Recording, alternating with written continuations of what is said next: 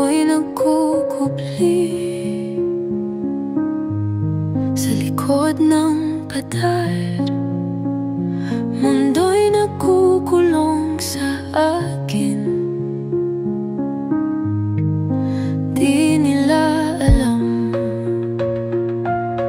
ang isip ko'y lumilipad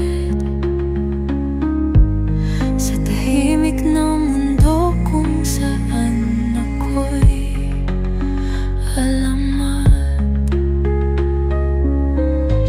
Sa lilim ng katahimikan, natatagpuan ko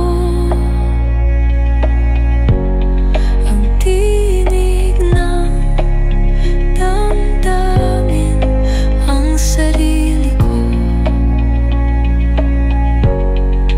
Di ko kailangan ang ingay nila, dito'y may liwanag sa dilim.